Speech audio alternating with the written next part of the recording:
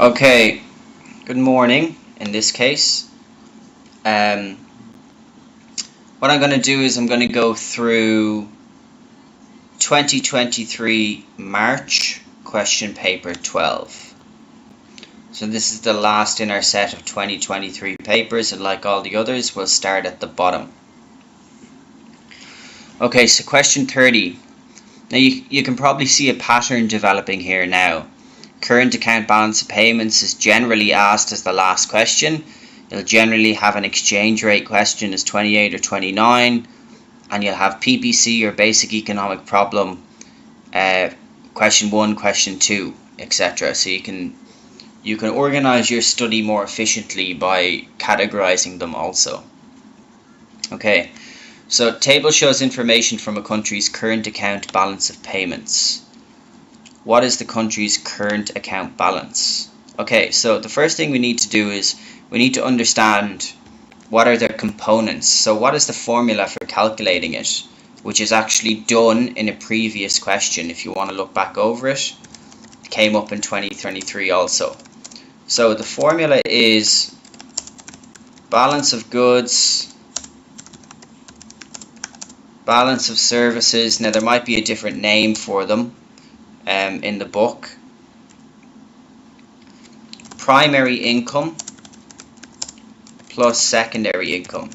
So they're all calculated and just added together. What is the balance of goods and the balance of services? So these two right here, well, they are essentially just the exports of goods minus the imports of goods. And balance of services, that's the exports of services minus the imports of services. So we're actually quite lucky in this case because we're not given that information. We're just given net services. So we don't even need to do an export and an import calculation. So first thing we do is we calculate our balance of goods, or trade of goods. Exports minus imports in this case is going to give us minus 4.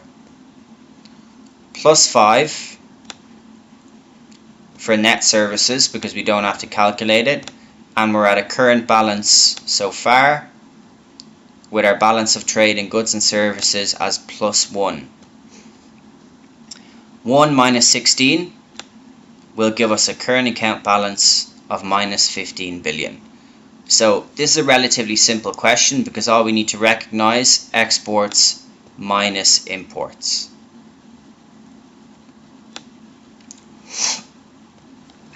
Okay, question 29. What is an advantage of a floating exchange rate? Okay, so what's the key? With a floating exchange rate, so it's basically based on demand and supply. So a good way of thinking about it, it's like the price mechanism working for an exchange rate. Based on the demand or the supply for goods and services, etc., it will influence whether the currency appreciates and goes up or whether the currency depreciates and goes down.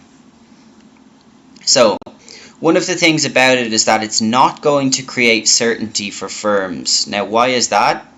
Well, that's because it's based on demand and supply. So it can always fluctuate based on those two things. Whereas a fixed rate or a fixed float or a fixed exchange rate, not fixed floating exchange rate, sorry, that would be government controlled. So the government can actually choose to appreciate or depreciate their currencies if they operate with a fixed exchange rate. It increases government control. Well, we know that's wrong because we've just identified that that would happen in a fixed. And it stops money flows in and out of an economy. That's also not true. Irregardless of whether you're floating or whether you're fixed, depending on whether the currency is appreciating or depreciating, you're going to have money flows in and out of a country. So if somebody in another country suddenly has a better exchange rate against our currency, you're going to start having firms and individuals bringing their money into our country. An example is if we increase the interest rate in China, you may have people living outside of China putting their money in Chinese bank accounts because they can get higher interest rates there than they would in their own country. So depending on whether it goes up or down, there will still always be money flows in and out of an economy, right? That's not going to be stopped. So the correct answer is A, it can correct a current account deficit and surplus. Why is that correct? First of all, it can. We're not saying that it will. And again, that depends on if the currency depreciates, for example. Depreciates, our exports are going to go up and our imports are going to go down. So we can reduce a CA deficit or increase an existing surplus. And an appreciation would have the opposite effect. So when it's floating, demand and supply will change. That will create either an appreciation or depreciation, and then we can correct that naturally without having any government involvement in certain circumstances. Okay, question 28. What is a quota in international trade? So you can look over your international trade protection slides, but a quota is very simple. I've explained it in the other papers for 2023. It's a limit on the quantity of imports. Government grant to encourage production is a form of a subsidy. A tax on imports is a tariff. It is also a form of protectionism, but it is not a quota. And an administrative and technical barrier, well, that's an external factor that might affect it. But it's not a quota, it's not a limit. Okay, table shows figures for the real GDP of a country in a particular year. A quarter is 3 months. I like that they had to specify that. We should all know what a quarter is. At the end of which quarter had the economy experienced a recession?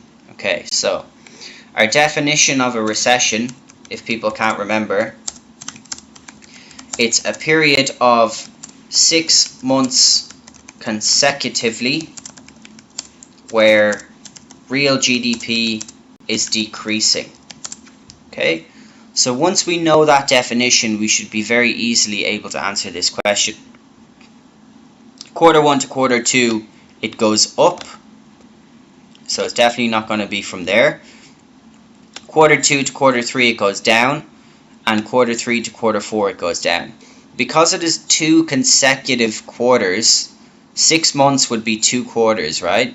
So we would start to have a decrease in quarter 2, but we would officially call it a recession in quarter 4, because that would be the 6 months consecutively of real GDP dropping. So the correct answer there will be D. Okay, question 26. What is most likely to be found in a high income economy? Just another way of saying a developed economy. So we're given low and high here, and very simply we can take away the ones that just wouldn't make sense. Would we have low access to water or low access to safe water in a high income economy? Definitely not. Would we have a low birth rate? Okay, we'll leave that there, it's possible. Would we have low GDP per head? No, we wouldn't. They have to be a high income economy because they're generating gross domestic product per head that's high, not low. So we're left with 2 here. They would have a low infant mortality rate, and they would have a low birth rate. And our options here for high, would they have a high death rate or a high adult literacy rate? So in a high income country, it's likely most people can read and write, which is what the literacy rate means. So B would be our option. Even though we would have a low infant mortality rate, there would not be a high death rate. There would be a low death rate because our healthcare system would be very well developed. Okay, question 25. a town has a population of 20,000. The birth rate is 25 per thousand. And the death rate is 15 per thousand. The number of people moving in and out of the town exactly balances. What will the population be at the end of 1 year? Okay, so we know there's 20,000 and we know that 25 people for every 1,000 people are born. So first thing we need to do is we need to calculate what our number of new births would be. And because it's per thousand, we just multiply 25 by 20. Because there's 25 people born for every 1,000 and there's 20,000. So once we do that, we should get 500. And then we need to calculate our death rate. Because our population is very simple. It's the number of people that come in and out for a change, plus the number of people born minus the number of people that die. So 15 multiplied by 20, that should give us 300. So our net population change should be 200 here. We know our starting population is 20,000. So the population at the end of year 1 should be 20,200. Okay, government has a target of keeping inflation between 2 and 3%. The diagram shows the rate of inflation over a 4-year period. What can be deduced from the diagram? So A, government target was missed in 2 years. That's wrong. They missed the target in year 4, they missed the target in year 3, and they missed the target in year 1. So government target was missed in 3 years. Price level fell in 2 years. So is that right? 1, 2. But in year 4, we're actually having deflation. Right? So it can't be that, because we're actually going below 0 here. We're having deflation. Price level was at its highest in the first year. That's wrong. Why? Because these increases are gradual. So there's a 5% increase in year 1, but in year 2 it's 2.5% higher than it was in year 1, and in year 3 it's 4% higher than it was in year 2. So it's continually increasing. So the only one that's the option that could be correct, the real value of money fell in 3 years. Now why is that? Real value of money goes down when we have inflation. So anything that's above this 0 here, which would be inflation. The real value of money increases when we have deflation. So anything below the 0 here. So we can see in year 1, in year 2, and in year 3, we have 5%, 2.5% and 4% inflation. So real value of money has fallen in 3 years. In year 4, the real value of money would increase, but they don't give us that as an option. So D is the only option we can choose there. Okay. Which government policy would be most likely to reduce structural unemployment? So we need to remember about structural unemployment. When we put our keywords in, I'll put them in here. And then we'll start to look at A, B, C, and D, which we haven't looked at yet. So structural unemployment, our keywords are technology, decline of industries.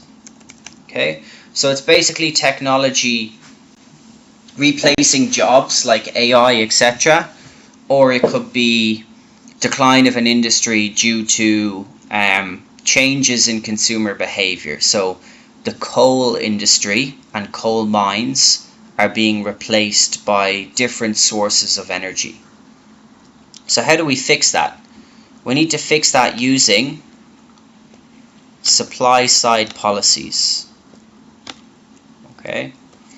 Remember that we only use fiscal or monetary policies to influence AD, so we only use them to fix cyclical unemployment. Supply side policies are used to fix structural and frictional. So a decrease in the rate of interest, that's wrong, that's a monetary policy. So that will affect AD, which will not help us to fix it. A decrease in the tax on goods and services, that will also not help us to fix it. That's a regulatory policy, so they're decreasing indirect taxes. Increase in tariffs on imported goods and services, that's also not going to help us to fix it. An increase in spending in education is the one that we should recognize straight away. That is the supply side policy, right? So once we know about structural unemployment and how to fix it, all we have to do is be able to recognize which one is the supply side policy.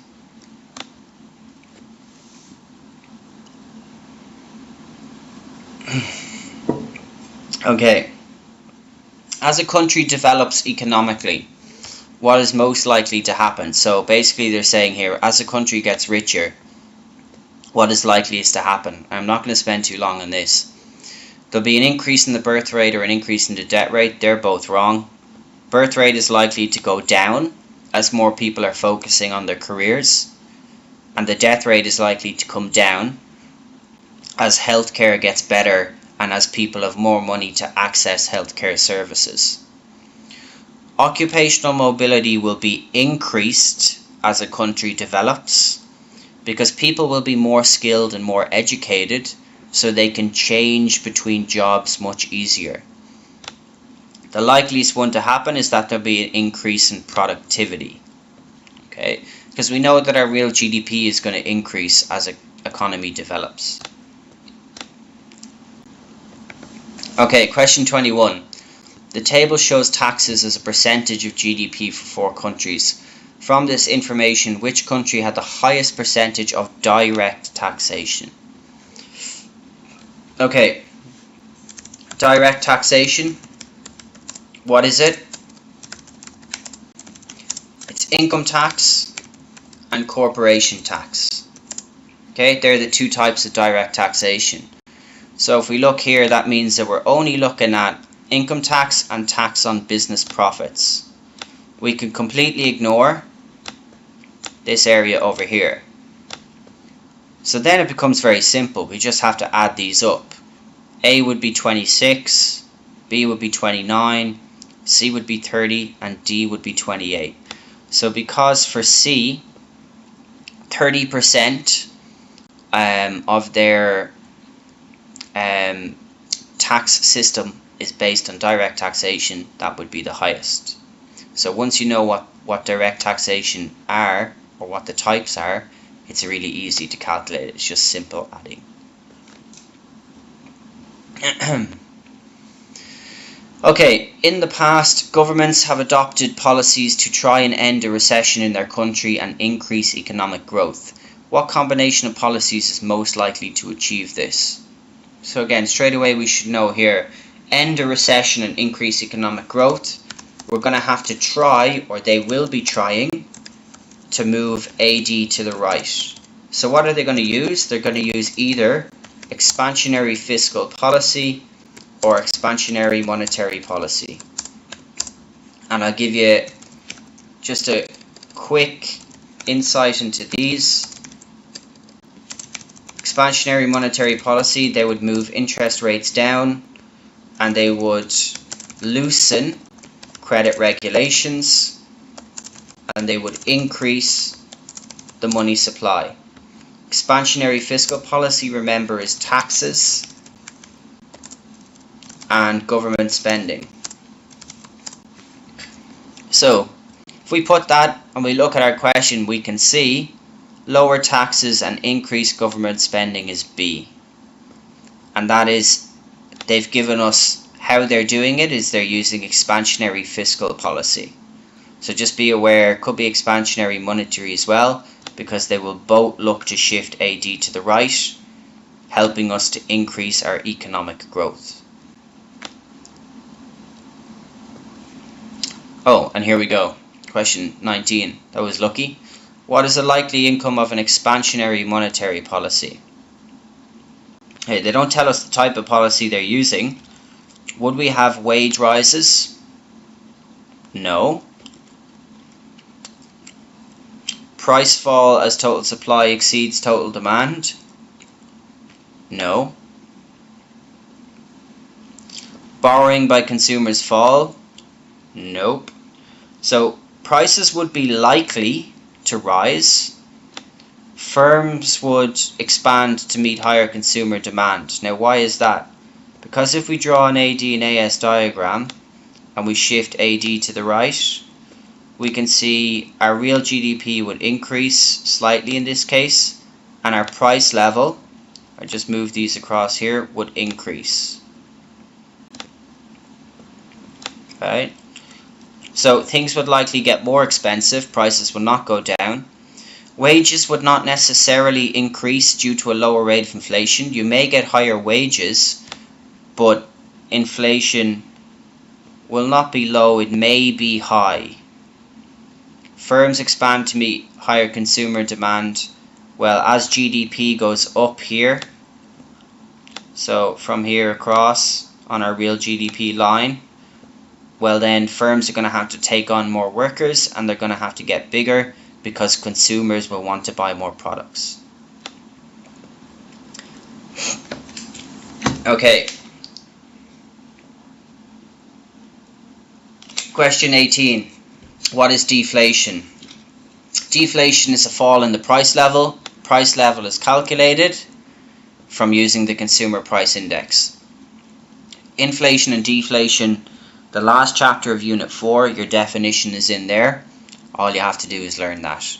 And you know price level goes down, price level is calculated from CPI. Okay. What characteristics are found in a monopoly? So we know that a monopoly is a single seller in a market. Would there be many buyers and many sellers? No. There'd be many buyers, but there would not be many sellers because we know a monopoly is only one firm that has control over a market. Would there be freedom of entry to the market? No. And why not? When we have a monopoly, there would be high barriers to entry. Why would there be high barriers to entry? Because the monopoly controls the market. So the fact that there's only one firm in the industry or in the market tells us that it's very difficult for other firms to enter into it. Characteristic of monopoly is that they'd have a lot of buyers because they control the whole market as only one firm, and they are a single seller. Okay. Table shows total fixed costs and total variable costs at different levels of output for a firm. What happens as output rises? Okay. So average variable cost rises. So we can calculate our average variable cost. If I take here, for example, excuse me, the difference between 100 and 200. Total variable cost is increased by 500 and our output has increased by 100. So our average variable cost, as a AVC, would be $5 as we change output there, right? Now if we change for the next one, our average variable cost is going to increase by 5 again, right? So in this case, what we're going to see is the same. Average variable cost coming out to 5. Now the correct answer here would be A. And it's kind of a tricky question, a little bit. They've asked us about average fixed cost. So once we know how to calculate average fixed cost, we can then find it out very easily. So why does average fixed cost fall? Average variable cost does not remain constant because when we're at 100 units of output, our average variable cost is 10 and it's 5 at the other levels, and it does not rise because we start at 10 and we go down to 5. And you can see that here, 500 divided by 100, average variable cost is 5 between those levels of output, but when we're at 100, our average variable cost would be 10. Average fixed cost, however, does go down because our fixed cost is our average fixed cost is total fixed cost divided by output. So here, our average fixed cost would be 5 per unit. When we have 200 units of output, it would be $5 per unit. Then it would be 3.33 approximately. And finally, it would be $2.5 per unit when our output is at 400 units.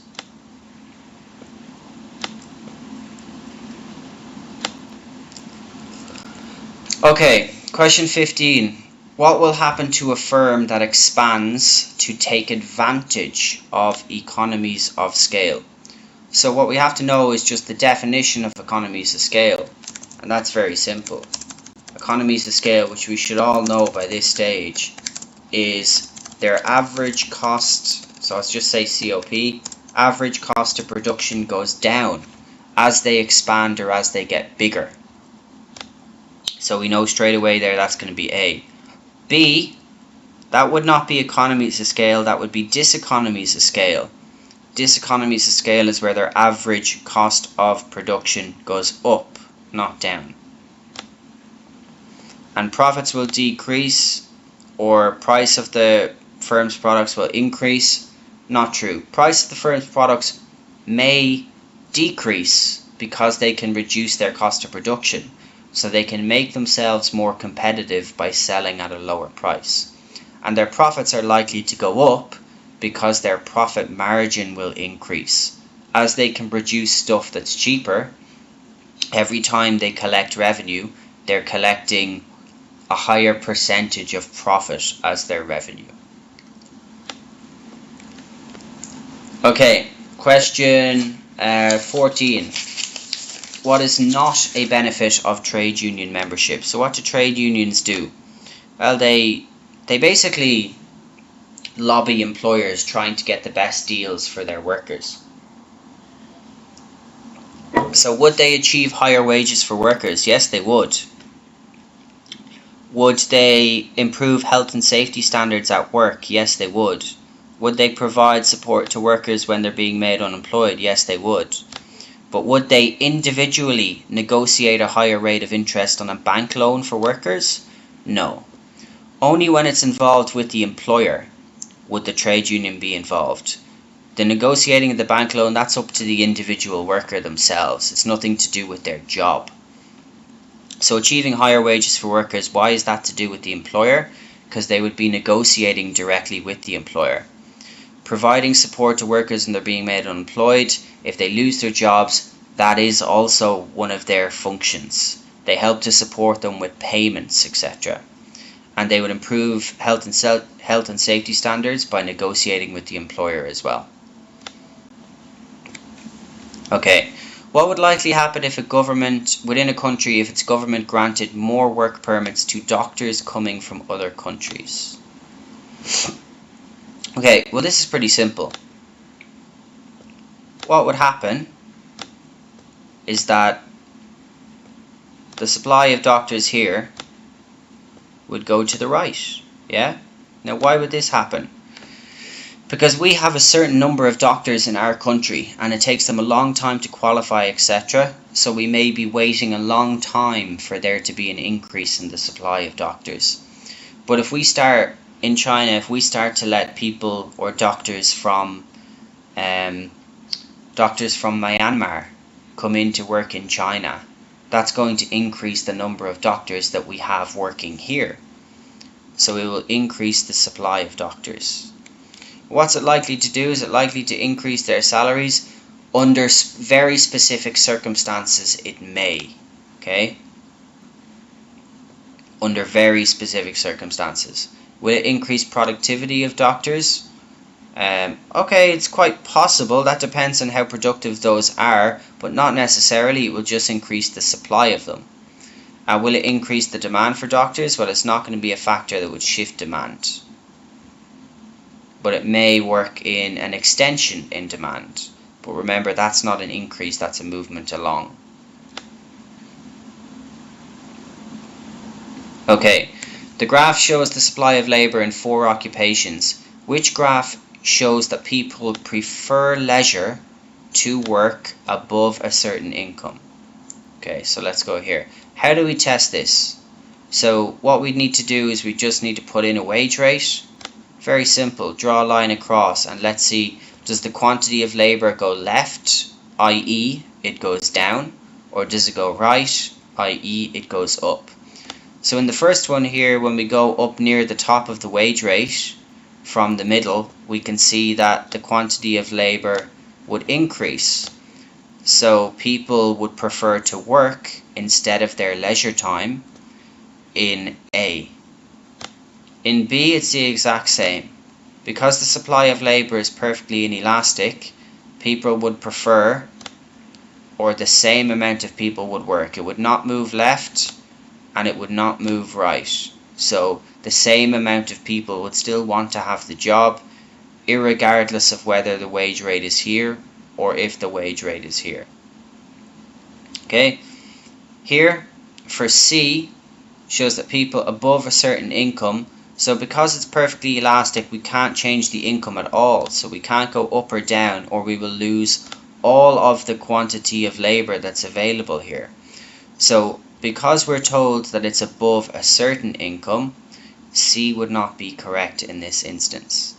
Whereas for D, if I go here and I go to a medium wage rate and then I increase the wage rate somewhere near the top, I can see that the quantity of labour has gone down. So that tells me that above a certain point, right, now we're not given any figures on what that point would be, that people will prefer to stay at home and enjoy their lives rather than working. Okay, the table shows spending in the leisure sector of a country in 1999, 95 and 2005. What can be concluded from the table? Okay, so we'll go through each of these. Leisure spending in billions of dollars increased more between 1995 and 1999 than between 99 and 95. Okay, well that's not true, because we can see between 1999 and 95 there was a 38 billion increase, but between 2005 and 1999 there was a 44 billion increase. So that's wrong. Did not increase more. It increased more between 99 and 2005 than 95 and 99. Okay, leisure spending is growing in line with income growth. So we don't know if that's true. How can we conclude that from the table? Because we've not been given any information on what the income growth is. All we've been given is how much they're spending on leisure as a percentage of total consumption. Leisure spending increased by an average of 10 billion a year. Well, we can see that's wrong. It increased by 38, which would be an average of, for 4 years, that would be 9.5, right? Not 10 billion. So 38 divided by 4, 9.5 billion on average a year. So our only option that's left, process of elimination, it's taking an increasing share of total consumption. And we can see that. From 1995 it's 27%, 1999 it's 27.5, so that's increasing. And then it's 28% in 2005, that's also increasing. Okay, what's a function of commercial banks? Again, not going to spend too long on this. Look at the other explanations I've given for papers in 2023. Told you just have to learn the functions and characteristics of central banks and commercial banks, because it's a very common exam question. Now, what do? Well, their main function is to accept deposits and savings from customers. The lender of last resort to the government is the central bank. Managing the national debt is the central bank and the government. and operating monetary policy is the central bank also. Commercial banks just accept money and savings from customers, and then they will also lend money to customers. Okay, question 9. The diagram shows the demand for and the supply of bread. A maximum price P1 is fixed by the government. What is likely to be an immediate result of this? Okay, so if you know, which you should at this stage, maximum price or price ceiling, yeah. What does it create? Well, we can see it here. This is our equilibrium, so this is where we should be, we want to be, but we're currently at this level of supply and this level of demand. So if I just put S here and D here, you can see that demand is much greater than supply, right? When we have the price, the maximum price in place. Therefore, that tells us that it's a shortage, because a shortage equals excess demand. In other words, demand will be greater than supply, and a surplus, which is D there, is excess supply. In other words, where supply is greater than demand. So a surplus would exist if we put a minimum price in place up here, because then supply would be over here and demand would be over here. But it does not result in a movement of the demand curve to the right. It does not shift it, and it does not shift the supply, and it does not create a surplus, creates a shortage. Okay, question 8. PED for cigarettes is estimated to be 0.5. Government introduces a tax on cigarettes to reduce consumption. By how much must the price of cigarettes rise to reduce consumption by 10%? Okay, so we need to put in our formula first, basically, right? So we know that we want our consumption to go down by minus 10. We know that we've got X on the bottom, which is our change in price. And we know that our PED should equal 0.5. Okay, so how do we get half, essentially? Half would be minus 10 over plus 20% increase. And we can see there. Just use your basic maths, just bring it across and multiply, and you'll calculate it very easily. Okay, once you know your formula, those questions are easy. So government places an indirect tax on a good which has price elastic demand. What is the result of this? Okay, so first thing is the total expenditure. Now, if you can remember, total expenditure is the same as total revenue, right? And we're told before that, or we remember that when elastic, when the price goes up, the total revenue goes down. And when the price goes down, the total revenue goes up. Okay?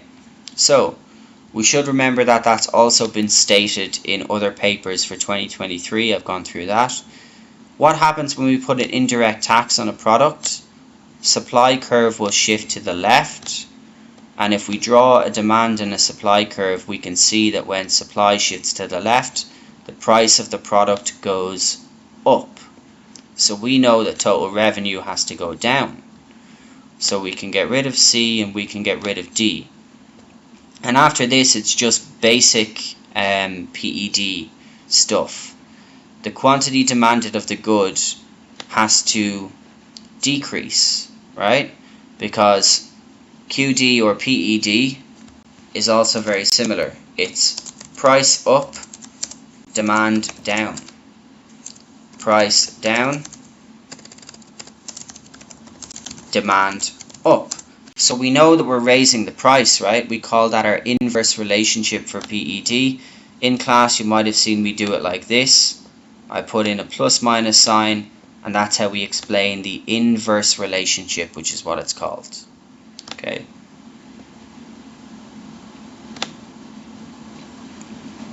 Okay, question 6. In a year when there were big increases in demand for new cars, Many used cars also came onto the market.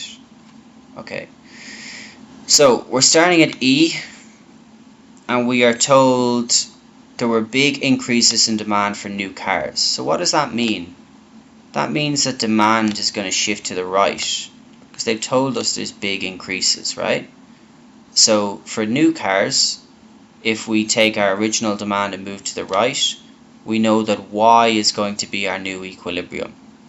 For used cars, we're told that many used cars also came onto the market. So in other words, that means that they're having more sellers.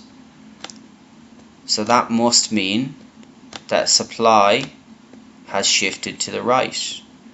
So if we start at E and we shift supply to the right, we can see that our new equilibrium here should also be Y. So when we look at A, B, C, D, yeah, we can see there that for D, Y and Y is the multiple choice option D. Okay, what will result in a movement along a demand curve for a product? Okay, so remember we talked about this before. That would be a rise in the price of a product. A changes in tastes and an increase in income and a successful advertising campaign are all factors that will affect demand, but they are all factors that will shift demand, not result in an extension or contraction. So point to remember is extension or contraction, they are only caused by a change in the price of the product itself, right? That's the only thing that will cause an extension or contraction. All these other factors like advertising, income, tastes, attitude, preferences are all factors that will shift demand. Okay, question 4. The market for a good was in equilibrium. A change occurred which resulted in new equilibrium with a higher price and a lower quantity traded. Okay, so how do we figure this out? Very simple. Again, we draw our demand and our supply diagram. Excuse me. And we just have a look at our demand and supply curves and figure out what would have to happen for the quantity to go down and for the price to go up. That's what they say there, yeah.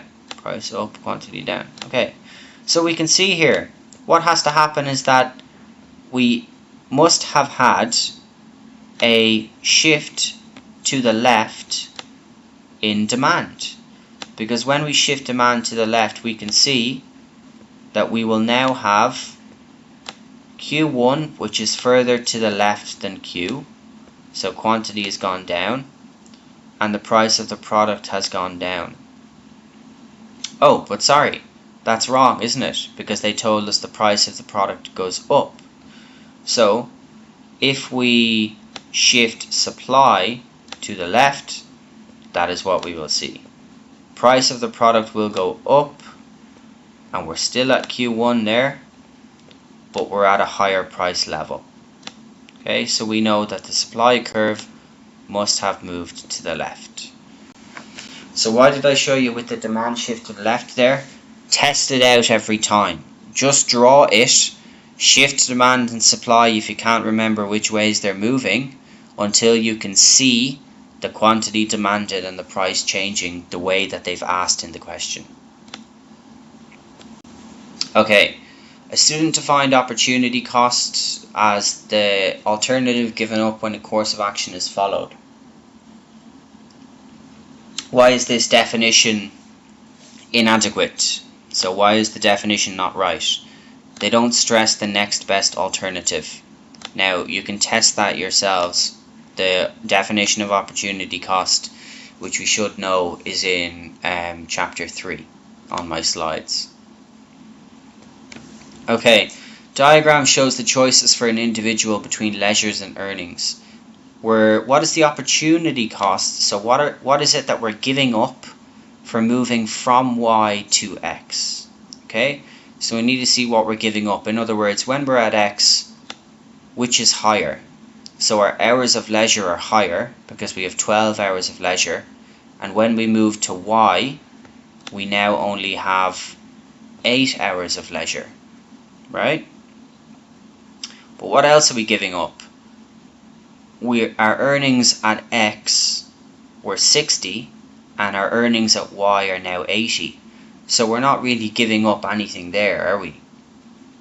In this case, therefore, what we're giving up is what we've lost, and we've lost 4 hours of leisure because we have actually gained an extra $20. So remember, opportunity cost is what we've given up or what we've lost. And finally, in country Z, there's been a decrease in the birth rate, so less people are being born. In the short run, which variable will be affected? Now, they're trying to trick you out here, really, right? Inflation is not going to be affected by less people being born. Supply is not going to be affected. They're all supply is a long run effect. By very long term, if there's a significant decrease, there'll be a decreased demand for goods and services. Unemployment, well, they're only babies now. It's going to take them 20 years or 25 years before they actually start to work. So again, that's a long run effect. In the short run, the population of the country will decrease, right? That might be a 1-year effect or a 2-year effect. Inflation, supply, and unemployment are all effects that will take years and years to be seen. So they will all be long run effects.